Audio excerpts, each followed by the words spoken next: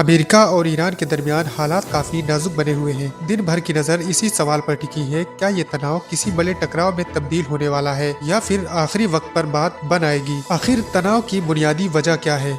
सवाल ये है कि ईरान और अमेरिका के रिश्ते आखिर इतने खराब क्यों हुए। हकीकत ये है कि इन दोनों मुल्कों के ताल्लुकात काफी अरसे से बिगड़े हुए हैं, लेकिन मौजूदा वक्त में तनाव बढ़ने की सबसे बड़ी वजह ये है ईरान का न्यूक्लियर प्रोग्राम। अमेरिका का ये दावा कि ईरान एटमी हथियार बनाना चाहता है और ईरान का कहना है उसका प्रोग्राम सिर्फ अमन के लिए है। अब सवाल ये है कि सच कौन बोल रहा है और झूठ बोलने में इनका क्या फायदा है। इन्हीं मुद्दों को लेकर दोनों मुल्कों के दरमियान बातचीत भी चल रही है और धमकियां भी चल रही है। अमेरिका का असली मकसद क्या है? अमेरिका बार बार कहता है कि वो जंग नहीं चाहता, लेकिन फिर सवाल पैदा होता है, अगर जंग नहीं चाहता तो फौजी तैयारियां क्यों? अमेरिका ने मध्य पूर्व में अपनी फौजी मौजूदगी तेज कर दी है ताकि ईरान पर दबाव कायम रख सके। अमेरिका का साफ और सख्त बयान है, ईरान को एटमी हथियार बनाने की इजाजत नहीं दी जा सकती। अब सोचने वाली बात यह है, क्या दबाव से मसले हल होते हैं या और उलझ जाते हैं? दूसरा सवाल ये है कि ईरान क्यों नहीं झुकना चाहता? ईरान का रुख भी कम सख्त नहीं है। ईरान साफ कहता है वो धमकियों के साए में किसी भी किस्म की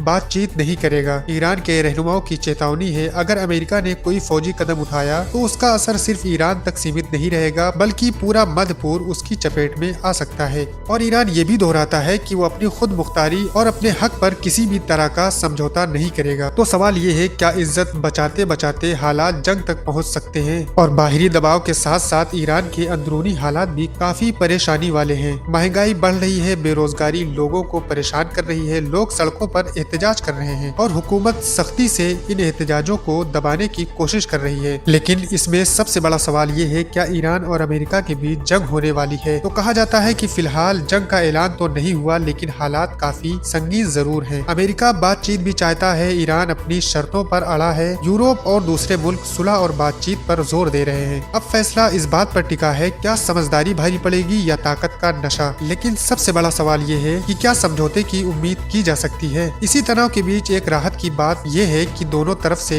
बातचीत की कोशिशें जारी हैं। ईरान का कहना है कि वो अमेरिका से बातचीत के लिए तैयार है, लेकिन सिर्फ उसी सूरत में जब बात इंसाफ और बराबरी के सुलूक पर हो। मतलब साफ है, दबाव नहीं, धमकी नहीं, बल्कि आपसी इज्जत और भरोसा। दुनिया के कई मुल्क, खास तौर पर मध्य पूर्व के देश भी यही मानते हैं कि डॉलर और डिप्लोमेसी की बड़ी संघर्ष को रोकने का इकलौता रास्ता यही है। अगर ये बातचीत सीरियस और कामयाब रही तो जंग जैसी सूरत टल सकती है, इलाके में अराजकता कम हो सकती है और ईरान और अमेरिका के ताल्लुकात बेहतर होने की उम्मीद की जा सकती है। लेकिन दोस्तों, एक आखिरी सवाल आपसे है, क्या दुनिया एक और जंग झेल सकती है या अब वक्त आ गया है समझदारी से फैसला लेने का? दोस्तों, मेरा तो मानना ये है, अब फैसला जंग का नहीं बल्कि इंसाफ, समझदारी और बातचीत का होना चाहिए। आपकी राय क्या है दोस्तों? अपनी राय कमेंट बॉक्स में जरूर बताएं और हमारी वीडियो को लाइक और शेयर करते जाएं।